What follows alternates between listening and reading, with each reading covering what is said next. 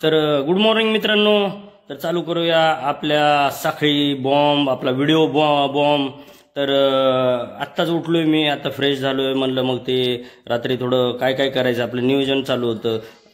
भरपूर माझे स्वतःचेच अगोदर भरपूर मॅटर आणि पुरावे आहेत, ते पहिले काढणार आहे मी. मित्रांनो, मुंबईच्या DB मार्ग या पोलीस स्टेशनला 2015 ते 19 4 वर्षे होतो. तर तेव्हा एक किस्सा घडला होता. तर DB मार्ग पोलीस स्टेशन म्हणजे गिरगाव चौपाटी, ज्या ठिकाणी कसाबला पकडलं होतं त्या ठिकाणी मी काम केलेलं आहे 4 वर्ष.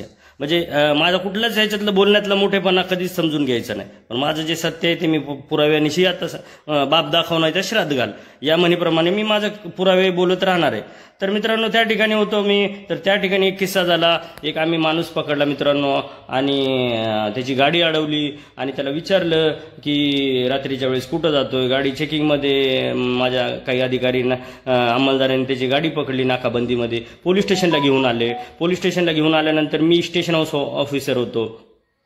तर ते मॅटर मी हँडल केलं, पण तो अशा आविर्भावात होता. पण त्याची ओळख होती आपले मंत्री दीपक केसरकर, त्यांच्या तो गावचा होता. तर त्याचा एक छोटासा व्हिडिओ आहे, तो पहिले दाखवतो, तो सगळ्यांनी ऐकायचा. आणि एक मिनिट, काय बोलला दीपक केसरकर?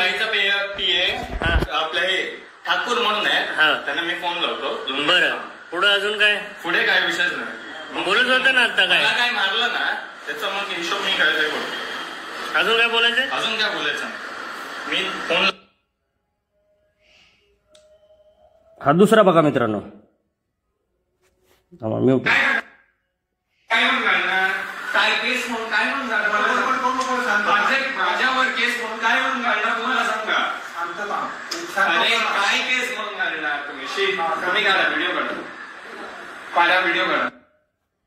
तर मित्रांनो, मग लगेचच त्यांनी फोन केला, त्यांचे PA ठाकूर म्हणल्याप्रमाणे. आणि ठाकूरचं काही मी ऐकलं नाही. आणि मग आपल्या मंत्री साहेबांनी, दीपक केसरकर साहेबांनी ठाकूरला पाठवलं. ठाकूरला म्हणले की जा आणि काय त्या मॅटरचं बघ. तोपर्यंत मला माहित होतं की याला सोडावंच लागणार आहे, कारण एवढ्या मोठ्या मंत्र्याची. तोपर्यंत आम्ही आमचं काम केलं होतं. जो प्रसाद द्यायचा, जे ऑपरेशन करायचं होतं ते करून टाकलं होतं. अशा ठिकाणी मार देतो ना आम्ही लोक, म्हणजे पोलीस. आता मी नाही आहे पोलीस, पण पोलीस लोक अशा ठिकाणी मार देतात की ते सांगताही येत नाही आणि दाखवताही येत नाही मित्रांनो. ते खरं आहे. तर त्याला ते सांगताही आलं नाही आणि दाखवताही आलं नाही. तर मित्रांनो, आता त्यानंतर मग त्यांनी काय केलं ते सांगतो. आपले दीपक केसरकर साहेबांनी त्यांच्या PA ला पाठवलं. आणि PA कुठली गाडी घेऊन आले माहिती आहे का मित्रांनो? एक मिनिट, PA घेऊन आले. अरे कुठे गेलं त्याच्या, एक मिनिट चालू ठेवा फक्त.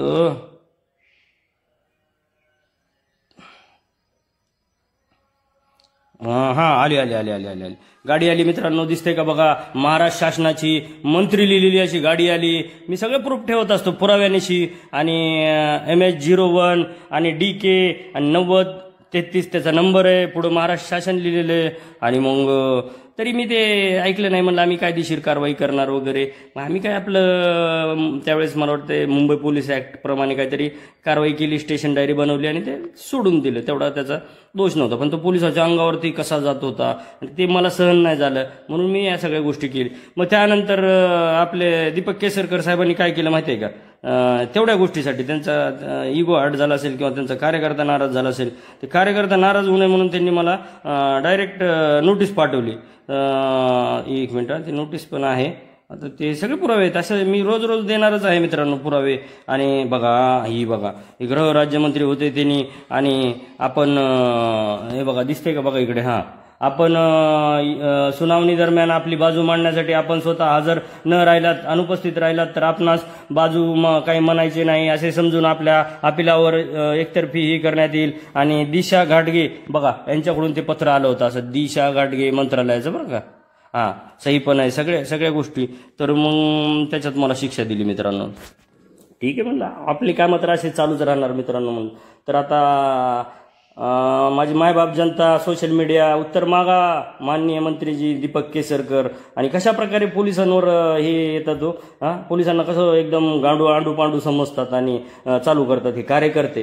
तर त्या कार्यकर्त्यांना दाबायचं काम करायचं. ज्याप्रमाणे ही माझी एक चपराक आहे. मोठ्या मोठे पोलीस अधिकारी म्हणले ना की कासले आत्ता झालाय म्हणले, आत्ता त्याच्या डोक्यावर परिणाम झालाय, वैफल्यग्रस्त झालाय, सस्पेंड, बडतर्फ. अहो मी 10-15 वर्षापासून असं आहे. माझ्याकडे खूप किस्से आणि खूप पुरावे आहेत मुंबईचे, काय काय उद्योग केलेले आहेत ना इकडे. वादग्रस्त आहे आपली. तुम्ही विचार करा ना, माझ्या हे 2 वर्षात 7 बदल्या झाल्या आणि माझ्या सर्व्हिसच्या 20 वर्षात माझ्या 25 बदल्या झाल्यात. ऑर्डर सुद्धा दाखवतो मी. चला मित्रांनो, तर आवाज उठवा पहिल्यांदा आणि दीपक केसरकरांना उत्तर मागा मित्रांनो याचं.